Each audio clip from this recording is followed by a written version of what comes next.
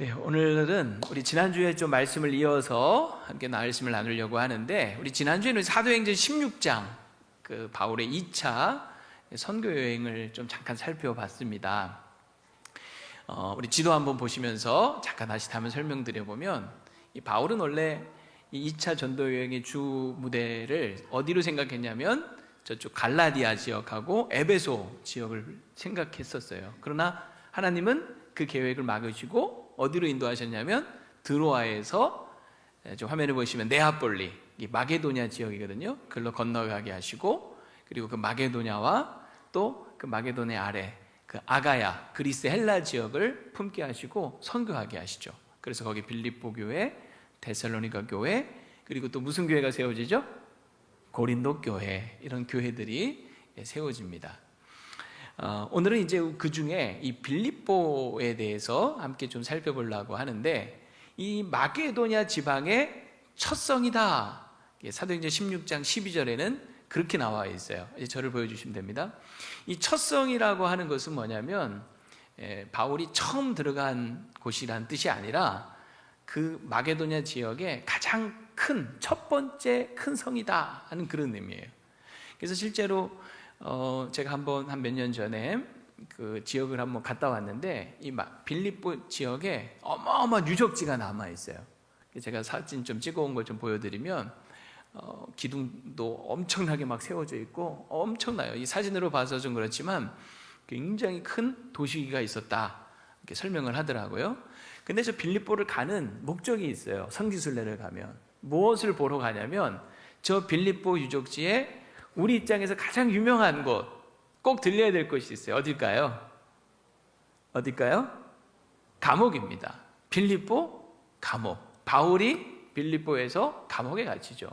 그래서 저런 터가 있는데, 저기 어디쯤 있냐면, 화면 보시면 저 노란 선 안에 있어요. 좀 더 제가 클로즈업 가까이 가서 찍어봤습니다. 돌로 이렇게 되어져 있고, 좀 더 가까이 가서 보면 입구를 이렇게 철망으로 저 아니에요.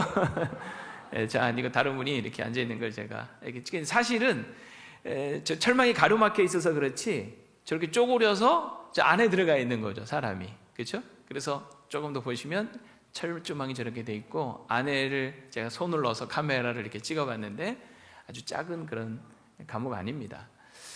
지금은 이제 발굴이 되면서 이렇게 밖으로 노출이 돼 있지만, 실제로는 깊은 옥이라고 오늘 성경에는 표현되어 있어요. 아마 지하 감옥이었을 것으로 이렇게 추정이 됩니다. 근데 이제 저기에 바울이 투옥이 돼서 신라와 함께 이렇게 착고에 채워졌죠. 착고가 저런 거예요. 뭐냐면 이 발을 저 구멍 속에다 집어넣고 탁 채우는 겁니다. 꼼짝달싹 못하도록, 도망 못 치도록. 불편하겠죠. 저런 모습이에요. 저 두 사람이 누구라고요? 누가 바울이겠어요? 대머리? 모르죠. 뭐 사실 누가 누구지 모르겠지만, 어쨌든 그림으로 누가 저렇게 표현을 했는데, 저 그림 속에서 보면 지금 바울과 실라가 뭐 하고 있는 것 같아요? 발은 착고에 채워져 있지만, 두 손을 들고 시선은 하늘을 향하여 뭐 하고 있어요? 찬양하고 기도하는. 저 그림을 이제 누가 그렸는데, 성경을 이제 배경으로 해서 그린 겁니다. 이제 저를 보여주시면 됩니다. 바울이 이제 빌립보에 이제 들어갔는데, 거기서 당한 일이 뭐였냐면 감옥에 들어가는 거였어요. 그가 무슨 잘못을 해서 들어간 건 아니었고, 이 사도행전 16장 내용을 보시면 뭐 다들 아시는 내용이겠지만, 귀신 들린 한 여종을 만납니다. 근데 이 귀신 들린 여종이 소위 귀신으로부터 이 신발을 받아가지고 그 점을 쳐주는데 완전 쪽집게인 거예요. 쪽집게. 그러니까 사람들이 막 돈 가지고 막 줄 서서 점을 보는 거예요. 그런데 이제 바울이 보고 그 귀신 들린 여종에게서 귀신을 뭐 해줍니까? 쫓아내줘 버리죠. 그랬더니 여종은 그냥 평범한 여자아이가 돼버린 거예요. 더 이상 신기가 없어진 거야. 그걸 신기가 떠난 것을 사람들이 알아채고는 에이 하고 이제 다 돌아가 버린 거예요. 그래서 이 여종의 주인이 돈줄 끊겼네? 이익이 막힌 것을 보고 완전 열받아 버린 거예요. 이 여자아이가 귀신에서 놓여서 온전해진 것을 기뻐하기보다는 자기 이익이 끊어진 것, 돈줄 끊긴 걸 보고 이 바울과 실라를 잡아다가 장터로 끌고 갑니다. 저 아까 그 보여줬던 그 빌립보 그 유적지에 장터가 있어요. 그걸로 끌고 가서 관리들에게 고발을 합니다. 이 사람이 지금 우리 성을 요란하게 한다, 이상한 풍속을 우리에게 전한다 하면서 고발을 해버린 거예요. 자, 그러면 여러분 보통은 어떤 절차를 거쳐야 되죠? 조사를 해야 될 거 아니에요, 그죠? 그리고 정당한 재판을 받아야 될 거 아니에요. 근데 이 모든 절차가 다 생략이 돼요. 본문에 보면 그냥 재판도 없이, 사실관계를 따지지도 않고 그냥 야 때려 해가지고 옷을 벗기고 채찍질을 하는 거야. 많이 쳤다 그랬어요. 우리가 오늘 23절에 보면 많이 친 후에, 그리고 이 깊은 옥에 가둬버리고 지키게 합니다, 간수에게. 야, 그러니 옷을 벗기고 채찍질을 당했으니 온몸이 어떻게 됐겠어요? 막 피투성이 만신창이가 됐겠죠. 막 살점은 뜯겼을 것이고 피가 막 철철철 흘렀을 거예요. 그런 상태로 치료도 제대로 못 받고 발은 착고에 묶여서 깊은 옥에, 햇빛 하나 들어오지 않는 깊은 옥에 던져진 겁니다. 지금 이런 상황이에요.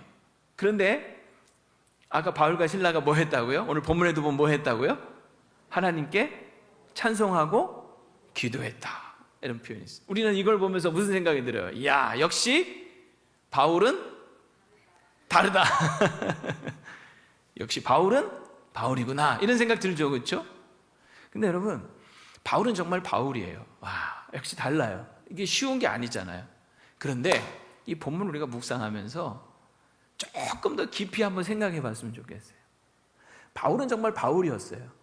그 상황 속에서 하나님을 찬송하고 기도했는데, 과연 바울이 처음부터 감옥에 투옥되자마자 맞은 게 너무 신나서, 막 피가 철철 나는 게 너무 즐거워서 막 찬송하고 기도할 수 있었을까?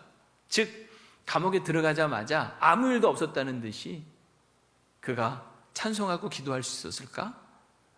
저는 오늘 본문을 보면서 그렇지 않았을 수 있겠다라는 생각을 해봐요.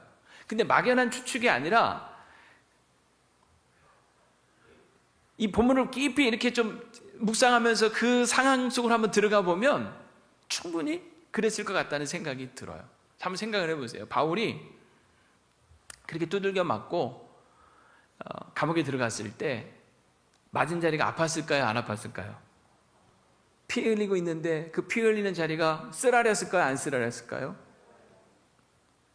그 깜깜한 어둠 속에 갇힌 그 깊은 옥 안에서 내가 지금 이런 일을 왜 당했지?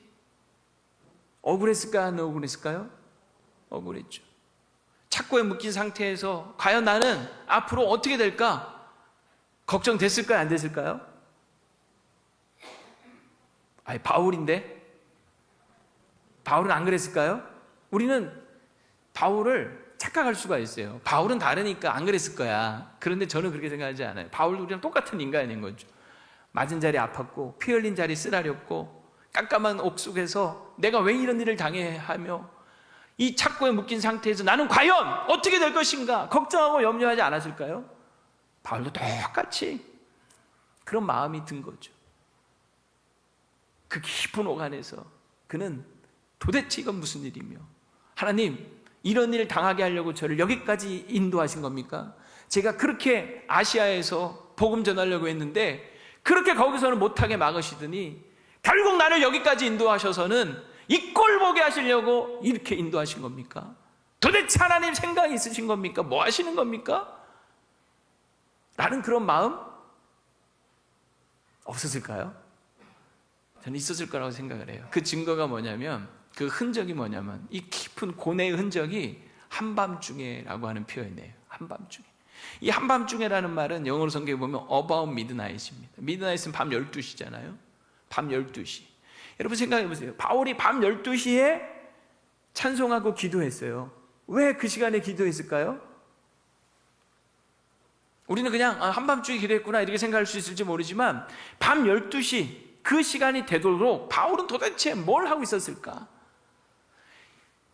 바울이 여러분 오늘 이 본문에 보면 이 빌립보에서 기도하러 가다가 귀신 들린 여종을 만납니다. 사도행전 16장 16절 이야기 말씀인데요. 자, 한번 같이 읽어볼게요. 시작. 우리가 기도하는 곳에 가다가 점치는 귀신 들린 여종 하나를 만나니 점으로 인기를 주는 자니라 그랬죠.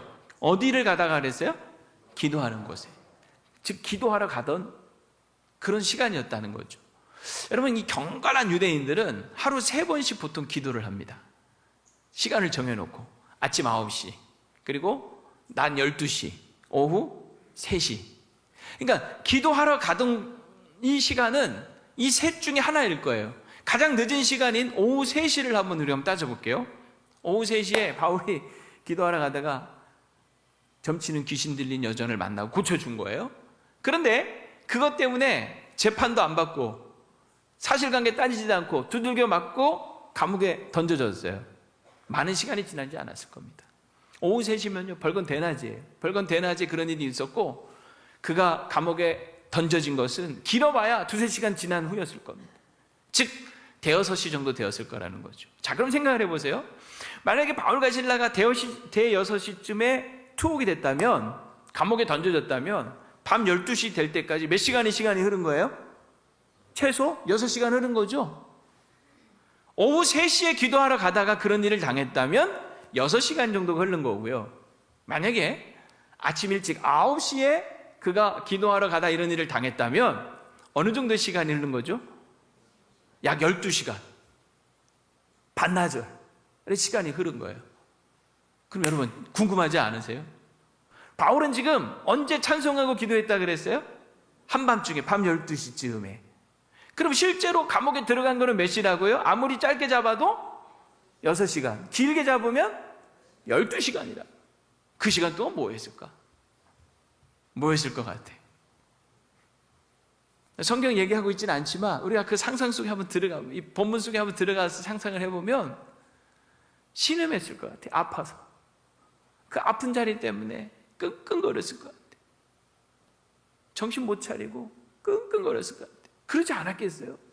채찍에 맞아 살점이 뚝뚝 떨어져 나가는데 그때 너무 고통스러워하는 거죠.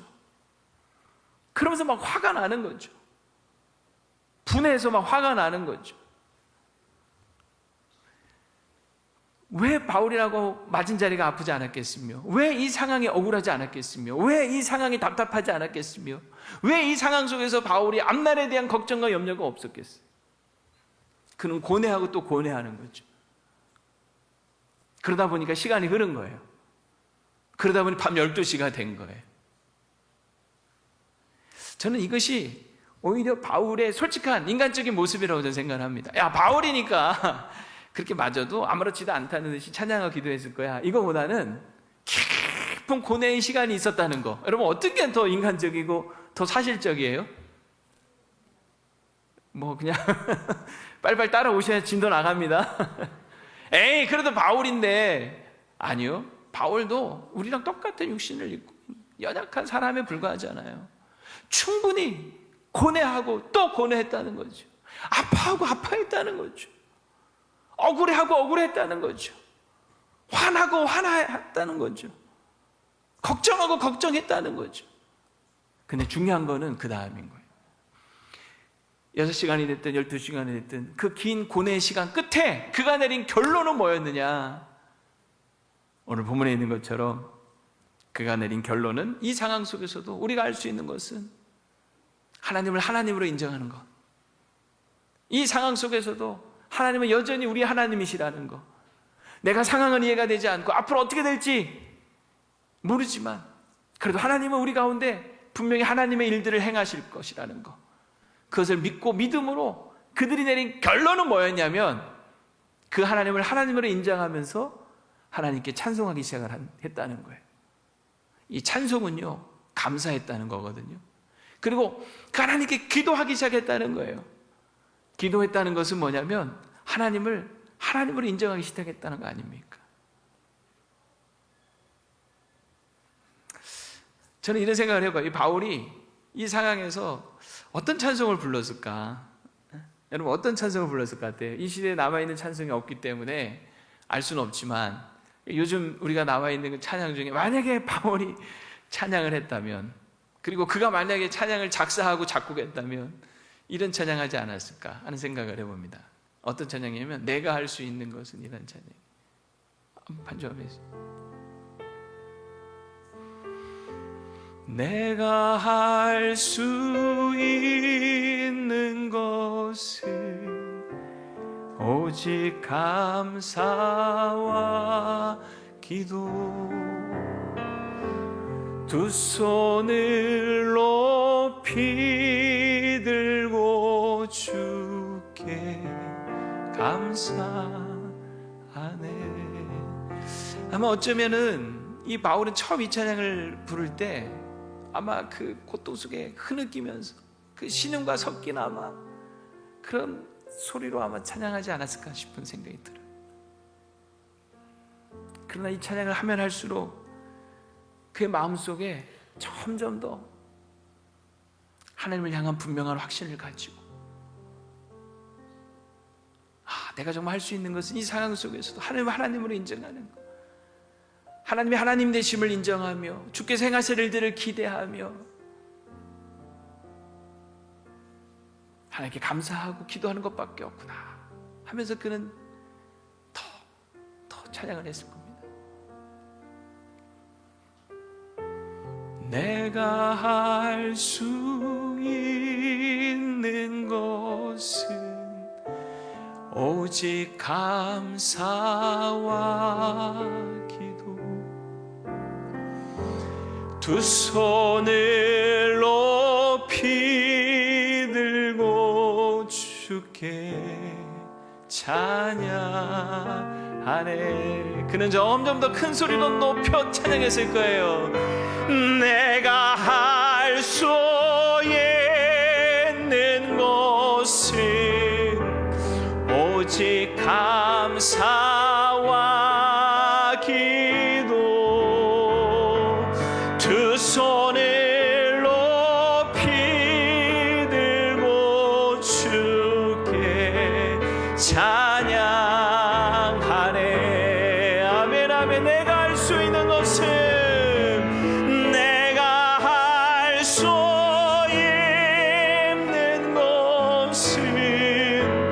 오직 감사와 기도. 두 손을 높이 들고 주께 감사하네. 아멘. 여러분, 아마 바울이 그 찬양을 하면서 점점 목소리를 높여가며 확신의 참 목소리로 그는 그 감옥 안에서 찬양을 했을 겁니다. 처음에는 다 죽어가는 목소리로 찬양했을지도 몰라요. 그러나 찬양하면 할수록 점점점 그는 더 목소리를 높여가며 두 손을 높이 들고 쇠고랑에 차여서 두 손을 들기조차 힘들 수도 있었을지 모르지만 하늘을 향하여 찬양하기 시작을 하는 거죠. 그는 그 고뇌 끝에 내린 결론이 뭐였냐면, 그래, 하나님 여전히 나의 하나님이시고, 그래, 여전히 내 인생의 앞길, 지금 이 상황 이해되지 않고 어떻게 될지 모르는 상황이지만 하나님은 여전히 살아계시니 내 하나님을 찬양해야 되겠다.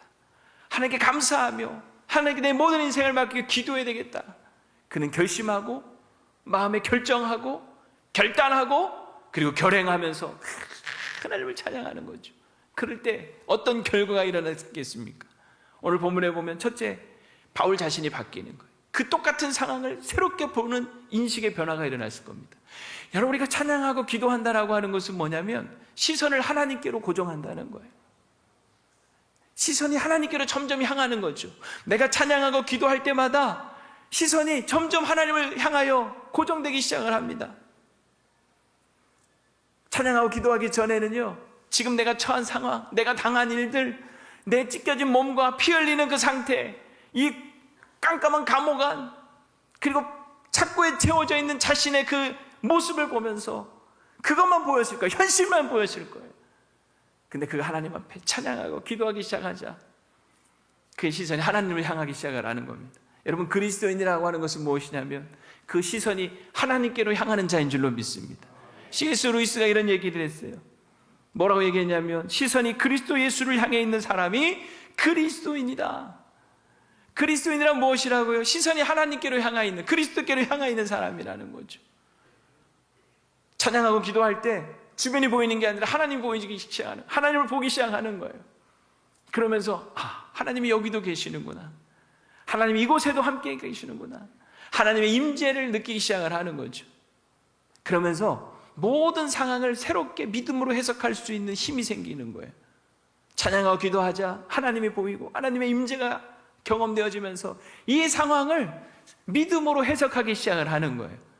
이해되지 않는 상황, 이해할 수 없는 상황이지만 믿음으로 이 모든 상황들을 해석하기 시작하면서 하나님의 뜻대로 이 상황 속에서 내가 어떻게 대처해야 될 것인가에 대한 비결을 배우기 시작을 하는 거예요. 하나님의 뜻이 결국 무엇입니까? 항상 기뻐하고 쉬지 말고 기도하고 범사에 감사하는 거 아닙니까? 하나님의 뜻대로 이 상황을 대처할 수 있는 능력과 비결이 생기기 시작을 하는 거예요. 여러분 기억하십시오. 내가 찬양하고 기도하기 시작할 때 내가 바뀝니다. 어떻게 바뀝니까? 내 시선이 하나님께로 향하게 되는 거예요. 그러자 하나님을 바라보자 하나님의 임재를 느끼기 시작을 하는 거예요. 그래서 모든 상황이 새롭게 해석이 되고 이 상황 속에서 내가 어떻게 하나님의 뜻대로 대처할 것인가 하는 비결과 능력이 생기기 시작하는 거예요. 이게 찬양과 기도의 놀라운 은혜인 줄로 믿습니다. 두 번째는 내가 찬양하고 기도하기로 결론을 내리고 찬양하고 기도하기 시작하자 오늘 본문에 보면 죄수들이 듣기 시작을 합니다. 여러분 오늘 25절을 주목해서 한번 보시기 바랍니다. 다시 한번 읽어볼까요? 시작. 한밤중에 바울과 실라가 기도하고 하나님을 찬송하며 누가 들어요? 죄수들이 듣더라. 저는 이 본문을 보면서 참 재밌다 하는 생각을 했어요. 우리가 찬송하고 기도하면 누가 들어요? 우리는 하나님이 듣더라, 하나님이 들으시더라 하고 성경에 기록되어 있으면 그래 그렇지 넘어갈 것 같아. 근데 여기 보면 누가 들었다고요? 죄수들이 듣더라는. 근데 이 말도 사실이더라고요. 아 맞다. 그 깜깜한 감옥 안에서 바울과 실라가 찬양하고 기도할 때 그 같이 있던 모든 죄수들이 같이 들었던 거죠. 어떤 기분이었을까요? 이 죄수들이 아마 이 죄수들은 그동안 이 감옥 안에서 단 한 번도 들어보지 못한 소리를 들었을 겁니다. 그동안 이 감옥 안에서는 그저 울리는 소리라고는 고함치는 소리, 억울하다는 소리, 우는 소리, 신음하는 소리, 화나는 소리, 싸우는 소리 이런 소리밖에 없었을 거예요. 그런데 저 두 사람이 오늘 갑자기 낮에 끌려 들어오더니 갑자기 한밤중에 그들이 듣도 보도 못한 소리로 찬양을 하고 기도하기 시작하는 거예요. 그 깜깜한 감옥 안에 울려 퍼지는 이 찬양과 기도의 소리가 얼마나 그들의 마음을 감동시켰든지 나중에 보면 옥문이 열려도 도망가질 않아요. 아무도. 간수가 사실은 도망간 줄 알고 자결하려고 할 때 바울이 그러잖아요. 스타, 우리 전부 다 여기 있다. 지금 이 죄수들이, 이 거친 죄수들이 누구 말을 듣고 있느냐? 바울의 말을 듣고 있는 거예요. 감동이 돼버린 거예요. 전율을 느낀 거죠. 여러분 우리가 찬양하고 기도할 때 우리 주변이 듣더라는 거예요. 내 이웃이 듣고 내 자녀들이 듣습니다. 죄수들이 듣더라. 제가 이 말씀을 준비하면서 하나 예를 들어드리고 싶습니다. 해럴드 보켈이라고 하는 선교사님이 계세요. 이분이 우리 6.25 때 미군 군목으로 이곳에 우리 한국에 와서 거제도에 있는 포로 수용소에서 그 포로들을 이제 교화시키고 또 이 방공 포로들이 있었어요. 그러니까 억지로 끌려온, 억지로 인민군이 된 이런 방공 포로들을 석방시키는 일에 앞장섰던 그런 분입니다. 이분에 대한 제가 자료를 조사하다 보니까 아주 희귀 영상이 하나 있더라고요. 그 영상을 제가 캡처한 건데 이 복겔 선교사님이 저 포로들 앞에서 설교하는 저런 그 영상이 남아 있더라고요. 다음 보시면 조금 옆에 이렇게 또 다음 보시면 멋지죠. 근데 저 해럴드 보켈 선교사님이 한 번은 이런 일을 겪었다고 기록이 남겨 있어요. 뭐냐면 하루는 어느 날 밤에 이렇게 이제 포로 수용소를 이렇게 순찰하면서 다니는데 어디선가 막 흐느껴 오는 소리가 들더래요. 근데 가만히 들어보니까 내가 죽일 놈이지, 내가 죽일 놈이지 하면서 막 탄식하는 소리가 들리더래요. 가까이 가서 봤더니 한 포로가 자기 가슴을 막 치면서 울고 있더라는 거예요. 그래서 무슨 사연이 있구나 하고 들어보니 이 사람이 이런 얘기를 하는 거예요. 자기가 자기 아내가 교회를 다녔는데 너무너무 그게 싫어가지고 허구한 날 매일같이 교회 갔다 오면 두들겨 팼대요. 하루는 수요일 날 저녁이었는데 집에 들어갔더니 아내가 없더래요. 또 화가 나면서 요년이 또 교회 갔구나 싶어가지고 바로 그냥 교회로 뛰쳐가가지고 예배 드리고 있는 중에 교회 문을 콱 열고 그 흙 묻은 신발로, 옛날에는 다 마루바닥이었잖아요, 그냥 콱콱콱콱 들어가서 자기 안에 머리채를 휘어잡고 예배 드리는 중에 사람 다 보는 앞에서 끌고 나왔대. 일로 와 하고서. 그리고서는 자기 집 부엌에다 처박아 놨다는 거예요. 그런데 그 아내가 그 수모와 구타를 당하면서도 그 부엌의 구석에 처박혀서 찬양을 부르더라는 거예요. 그러니까 더 막 화가 나가지고 다시 뛰어들어가가지고 그 부지깽이로 그냥 막 아내를 막 패고 막 그랬다는 거예요. 그게 이제 허구한 그런 일이 있었는데 전쟁이 난 거죠. 그래서 인민군으로 강제 징용이 돼서 끌려가서 이제 전투에 참전하게 된 거예요. 근데 전투에 참전하다 미군들하고 싸우게 됐는데 그만 이제 전투가 막 밀리면서 어제 미군한테 총에 맞아 죽기 직전이 된 거예요. 근데 순간적으로 이 사람이 어떤 생각이 드냐면, 미국 사람들은 다 예수쟁이다 하는 생각이 번뜩 들면서 어떻게든 살아야 되겠다는 생각에 자기가 예수 믿는 사람이라는 걸 좀 표시를 해야 되겠다 싶어가지고 막 가슴에 십자가 그리면서 나나 십자가 막 이러면서 막 이제 말을 안 통하니까 막 십자가를 그면서 막 싹싹 빌었대, 살려달라. 그런데 그렇게 십자가를 그면서 싹싹 빌면서 살려달라고 하는데 순간적으로 무슨 생각이 드냐면, 자기 부인이, 아내가 자기한테 그렇게 매맞으면서 불렀던 그 찬송이 갑자기 확 생각이 나더래요. 그래서 내가 이거 가지고 안 되겠고 이 찬송을 불러야 되겠다. 그래서 생각나는 대로 불렀대요. 내 주를 가까이 하게 함은 십자가 진 같은 고생이 나. 근데 여기까지밖에 생각이 안 나더래요. 이어가야 되는데 갑자기 탁, 그 다음에 뭐지? 순간적으로 까먹어버린 거예요. 아무도 생각이 안 나는 거예요. 불렀던 찬양이 아니니. 근데 이 사람이 살려고 그랬는지, 좀 하나의 은혜를 주셨는지 그 순간에 불현듯 딱 이런 생각이 들더래요. 내가 쟤들 말 못 알아듣는 거나 쟤들이 내 말 못 알아듣는 거나 피차일반 아닌가, 이런 생각이 들면서 에라 모르겠다, 그냥 가락에 맞춰 그냥 막 불러 제끼자 하고서는 나머지 부분을 그냥 불러 제꼈대요. 가사는 모르나 살고는 싶으니 아이고 하나님 살려주세요. 그리고 어쨌든 그 찬양을 딱 마쳤더니 그 미군이 이렇게 쳐다보더니 총을 쏘려다가 그냥 안 쏘고 생포해서 포로로 잡아갔다는 거예요. 그러니까 이 사람이 생각을 해보니까 그 죽음의 순간에서 자기가 죽지 않고 살았던 게 결국은 누구 때문이라는 생각이 들었겠어요? 그 아내가 자기한테 두들겨 맞으면서 불렀던 그 찬양이 그 생각이 나서 자기가 살았구나 하는 생각에 그 아내한테 너무 미안한 마음에 내가 죽일 놈이라고 하면서 가슴을 치면서 탄식을 하고 있더라는 거예요. 제 이야기를 들으면서 그런 생각을 해요. 그 아내가 눈물을 흘리며 그 상황에서 불렀던 그 찬양이 누구의 귀에 들어간 거예요? 그 때리는 남편의 귀에도 들어갔던 거지. 그리고 그것이 생각이 났고 결국 그 남편을 살린 거 아닙니까? 저는 이런 생각을 해요. 우리가 이 땅을 살면서 여러 가지 수없이 많은 일들을 겪을 때 사람들은 다 우리를 봐요. 자, 저 사람은 교회 다닌다는데, 저 성신교회 교인이라는데, 야, 이 상황에 어떻게 하나? 알게 모르게 다 우리를 보고 있다는 거예요. 근데 그때 우리가 세상 막 다 끝난 것처럼 울고 불고 난리치고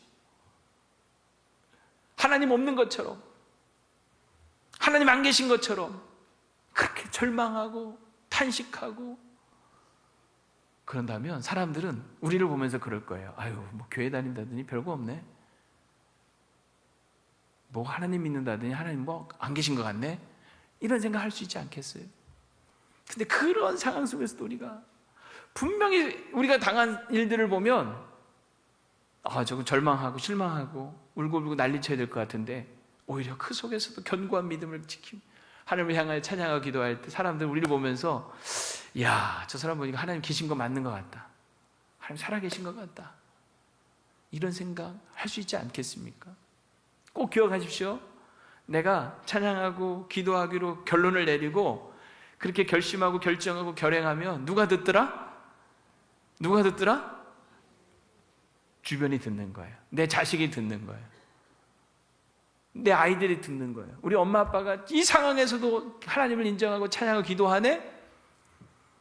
자식들이 듣는 거예요. 언젠가 결정적인 순간에 사람들은 아는 거죠. 그래, 하나님 살아계시지. 우리 엄마가 그렇게 그 상황 속에서도 기도했던, 찬양했던 그 하나님 계시지. 하나님을 찾고 의지하게 될 줄로 믿습니다. 꼭 기억하십시오. 죄수들이 듣더라. 이게 두 번째라면, 세 번째는 하나님께서 개입을 하십니다. 초자연적인 기적이 일어나는 거죠. 오늘 우리 26절이 바로 그 내용 아닙니까? 옥문이 열리고 메인 것이 다 벗어지고 풀어지는 초자연적인 기적이 일어나는 거예요. 그러니까 결국 이 바울과 실라가 찬양하고 기도할 때 그걸 누가 들으신 거예요? 하나님이 들으신 거예요. 하나님이 들으시고 개입하시고 역사하신 겁니다. 아, 죄수들만 들은 게 아니었던 거예요. 하나님도 들으시고 그 시간에 하나님께서 지진을 일으켜서 옥문이 흔들리고 착고가 다 풀어지고 메인 것들이 다 끊어지는 역사를 행하여 주신 것입니다.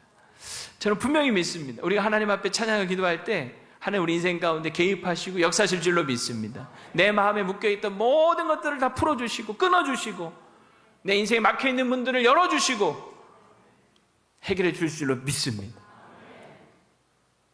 그래서 오늘 본문에 보면요, 세 가지 기적이 나와요.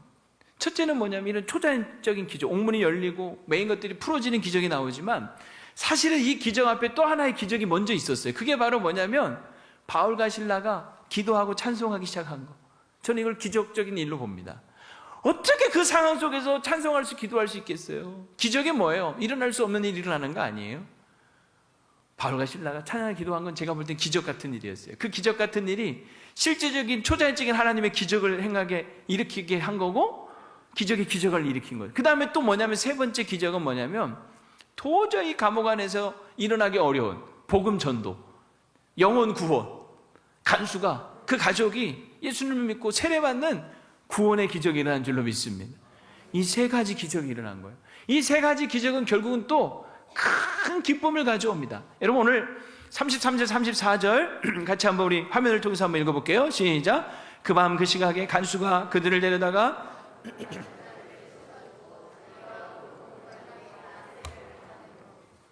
그들을 데리고 자기 집에 올라가서 음식을 차려주고 그와 온 집안이 하나님을 믿음으로 어떻게 됐어요? 크게 기뻐하니라. 할렐루야. 크게 기뻐했다. 와, 이게 이 사도행전 16장 사건의 결론이에요. 근데 저는 이 큰 기쁨 속에 또 다른 두 가지 기쁨을 더 느낍니다. 하나는 뭐냐면 첫째 기쁨은 이 온 가족이 하나님을 믿음으로 기뻐했죠. 두 번째는 그거를 보는 바울이 너무 기뻐했을 것 같아요. 얼마나 기뻤을까요? 그리고 또 누가 기뻐했을까요? 하나님 우리 아버지가 너무 기뻐하시는 거죠. 죄인 하나가 회개하면 회개할 것이 없는 의인 99이나 기뻐하는 거, 더 기뻐하신 하나님이 얼마나 기뻐하셨겠어요. 이 큰 기쁨이 결국 오늘 본문의 결론이었던 거예요. 그래서 하나님은 이 큰 기쁨, 이 큰 기적과 이 큰 기쁨을 바울에게 허락하시기 위해서 잠시 고난의 터널을 지나가게 하신 겁니다. 그러니까 이 고난의 터널 속에서 우리가 해야 될 일은, 내가 할 수 있는 것은 뭐예요? 오직 감사와 기도. 고뇌 끝에 우리가 내려야 될 결론은 결국 감사와 기도. 하나님을 찬송하고 기도하는 거죠. 하나님을 하나님으로 인정하고, 지금은 이해되지 않지만 앞으로 어떻게 될지 모르겠지만 그래도 여전히 하나님은 하나님이시고 내 인생의 주인이시고 내 인생을 인도하고 계시는 분이고 내 인생을 반드시 잘되게 하시고 내 인생 가운데 일하실 분이시기 때문에 그 하나님을 믿는 믿음으로 하나님께 찬송하고 기도하는 거예요. 그런 저와 여러분 되기를 주의 이름으로 축원합니다. 세상 살다 보면요, 정말 때로는 이런 일을 겪을 수 있어요. 깊은 옥에 던져진 것 같은 상황 속에 누구나 고뇌할 수 있습니다. 그럼 오늘 본문의 말씀을 꼭 기억하십시오. 우리가 그 고뇌 끝에 내려야 될 결론은 뭐라고요? 하나님을 인정하면서 찬송하고 기도하는 거예요. 기도하고 찬송하는 거예요. 그럴 때 하나님의 큰 기적과 큰 기쁨이 우리 가운데 있을 줄로 믿습니다.